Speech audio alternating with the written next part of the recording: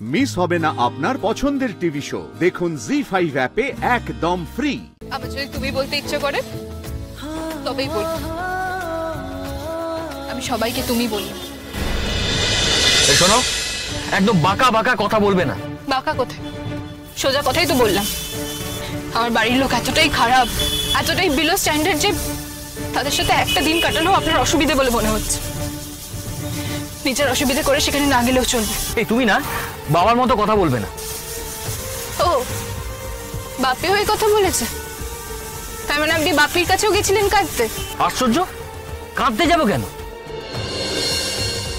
আচ্ছা কি অসুবিধা হয় বলুন তো আপনাদের মেয়েদের বাপের বাড়িতে গিয়ে একদিন থাকতে? এখন মেয়েরাও যদি বলে তাদের বরের বাপের বাড়িতে গিয়ে তারা থাকবে না, সেখানকার লোকেদের তার পছন্দ না, তখন কি হতো? দেখেছো তুমি কেমন পায়ে পা দিয়ে ঝগড়া করছো? আমি কিন্তু একবারও বলিনি যে আমি তোমাদের বাড়ির লোকেদের পছন্দ করি না। ডেফিনেটলি করেন না, করলে তো এখানে যাবো না থাকবো না এগুলো করতেন না। আচ্ছা একদিনের জন্য গিয়ে ওখানে সময় কাটানো এটা ইস্যু কেন তৈরি করছেন বলুন তো আপনি? যে যেতে ইচ্ছেই না করে সেটা তো স্পষ্ট বলে দেওয়া যায়, তাহলে অন্তত আমি মনে করবো আপনার এই সৎ সাহসটুকু আছে। এখানে যাবেন ও আপনার প্যান্টানানিও করবেন, এটা মানে তো সামনে অন্য লোকজনকে ছোট করা, সেখান থেকে তো বেরিয়ে আসলেই হয়। আমার ঘাট হয়েছে, তোমাকে এই কথা বলাটা আমার ঘাট হয়েছে। না বলবেন না, প্লিজ বলবেন না। আপনি আপনি একবার বাপির কাছে গিয়ে একবার আমার কাছে এসে এই যে যাবেন না খাবেন না এই কথাগুলো বলছেন, এটা আমার কাছে কতটা হিউমিলিয়েটিং সেটা আপনি বোঝেন না? আমার কতটা খারাপ লাগে সেটা আপনি বোঝেন না? ধর আপনার খুব কাছের কেউ, যার বাবা মার কাছে আপনি আপনি খুব ভালোবাসা পান, তার কাছে নিত্য যান, সে যদি আপনাকে বলে সে আপনার বাবা মার কাছে যাবে না, তাদেরকে ভালোবাসবে না, তখন তাদের সাথে কি কথা বলবে সে? তার মাপের মানুষই নয় আপনার বাবা মা, তখন আপনার ভালো লাগবে তো? পারবেন তো সেই কাছের মানুষকে ভালোবাসতে? পারবেন তো তার বাবা মার কাছে আবার যেতে? কি লাভ হয় বলুন তো বারবার এভাবে হার্ট করে? আপনি কি মনে করেন বলুন তো এরকম উন্নাসিক খাপ দেখিয়ে আপনি আমার কাছে খুব বড় বড় হচ্ছেন মনে করছেন? আপনি বুঝতে পারেন না যে আমি বুঝতে পারছি ওই মানুষগুলো আমার মা, আমার দিদি, আমার দাদা বৌদি, যাদের পাশে বসে খেতে যে নিজেকে এতটা ছোট মনে করে, সে তার সাথে থাকাটা আমার কাছে কতটা কষ্টের। স্রোত, তুমি অনেক বলেছো, এবার চুপ করো। বেশ, আমি চুপ করছি। তাহলে আপনি বলে দিন আমি কি ভুল বলছি? আপনি আমার দাদার অপারেশনের সময় থাকতে পারেন, আমার দিদি ভাইয়ের সমস্ত অপারেশনের দায়িত্ব নিতে পারেন, কিন্তু তাদের বাড়িতে গিয়ে পাত পেরে খেতে আপনার অসুবিধা হয়। সেখানে তো আপনি দাদা টাইপের ছিলেন, আমাদেরকে হেল্প করেছেন, আমাদেরকে কৃতার্থ করেছেন। চুপ, আর একটাও কথা বলবে না। বক বক বক বক করেই যাচ্ছে যত সব ননসেন্স কথাবার্তা। কি ননসেন্স কথাবার্তা বলেছি আমি? কি ভুল বলেছি? যবে থেকে মা নেমন্তন্ন করেছেন তবে থেকে আপনি এরকম হাবভাব দেখিয়ে যাচ্ছেন যেন আপনাকে বদখত কোনো একটা জায়গায় যেতে হচ্ছে। আচ্ছা আপনি তো বাপিকে আরো কিছুটা কনভিন্স করতে পারতেন যাতে বিয়েটাই না করতে হয় আপনাকে। আমাকে অপমান করতে, আমার বাড়ির লোকেদেরকে অপমান করতে যতটা এফর্ট দিচ্ছেন, সেই এফর্টটা তো বাপিকে কনভিন্স করতে দিতে পারতে। এই কথাটা যদি আপনি গিয়ে বাপিকে বলতেন যে আপনি আমাদের সমকক্ষ বলে মনেই করেন না, যাদের বাড়িতে যাওয়া যায়, যাদের বাড়িতে বসে খাওয়া যায়, যাদের সাথে গল্প ইয়ার্কি করা যায়, তাহলে আমার মনে হয় বাপি আপনাকে এই বিয়েটা করতে জোর করতো না। কারণ বাপি নিশ্চয়ই চায় না যে আপনার জন্য আমার বাড়ির লোকেরা অপমানিত হোক। সব সময় আপনি আমাকে অপমান করেন, যে কোনো উপায় আমাকে অপমান করেন। কেন? এই যে বিয়েটা হয়েছে সেটা কি আমার একার দোষ? আপনার দোষ নেই এতে? আপনি তো এমনিতে এত মেজাজ দেখেন, এত মেজাজ। এই বিয়েটা করবো না বলে বাড়ি থেকে চলে যেতে পারতেন তো, তাহলে তো হতো না এই বিয়েটা। শুধু একটা বছরের জন্য আমাকে এইসব সইতে হচ্ছে।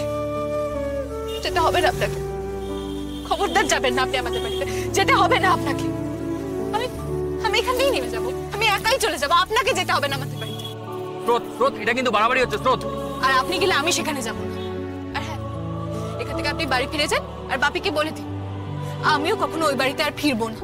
আজকে রিচুয়াল তো কাটছে না খোলা, সেটা আমি একাই খুলে নেবো, আপনাকে লাগবে না। স্রোত, স্রোত, এটা কিন্তু বাড়াবাড়ি হচ্ছে। স্রোত, স্রোত, কোথায় যাচ্ছ? স্রোত, স্রোত, স্রোত, আই এম সরি। আরে আমি এত কিছু ভেবে কথাটা বলিনি।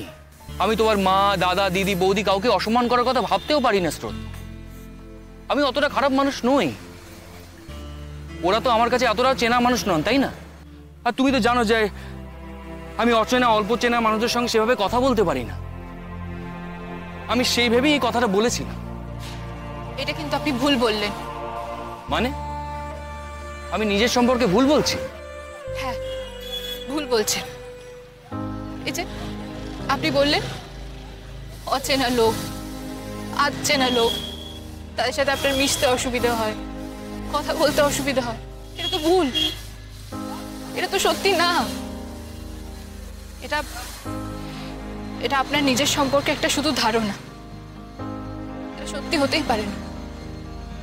যদি এটাই সত্যি হতো তাহলে তাহলে আপনি আপনি কলেজে পড়াতে পারতেন না, যেখানে প্রতি বছর এক ক্লাস অচেনা ছেলে মেয়েদের সামনে এসে দাঁড়ান, তাদের ক্লাস নেন, তাদের সাথে পরিচিত হন। আপনি যদি খারুস টাইপের মানুষ হন, সবাই মুখিয়ে থাকে আপনার ক্লাস করার জন্য। আমি জানি অন্য ইয়ারের ছেলেমেয়েরাও আসে আমাদের সাথে ক্লাস করতে, সিনিয়ররা এখনো ফিরে আসে আপনার ক্লাস করার জন্য। আপনি জানেন না,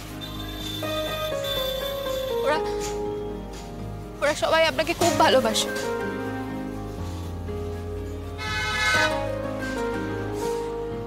ঠিক যেমন আমার বাড়ির লোকেরাও আপনাকে খুব ভালোবাসে। আর আপনি রোদ, এইভাবে রাস্তায় দাঁড়িয়ে কাঁদলে পুলিশ আমাকে বধূ নির্যাতনের দায়ে ধরবে। তুমি গাড়িতে চলো। তুমি কি যাবে নাকি আমি তোমাকে জোর করে গাড়িতে তুলবো? আর কখনো আমার বাড়ির লোকেদের এভাবে অপমান করবেন না, কথা দিন। বলছি তো আমার ভুল হয়ে গেছে। আমি অপমান করার ইন্টেনশন নিয়ে কিছু বলিনি স্রোত, কিন্তু তুমি বলার পর বুঝেছি যে ওইভাবে বলাটা আমার উচিত হয়নি। সেটা মানছেন? মানছি, চলো। আর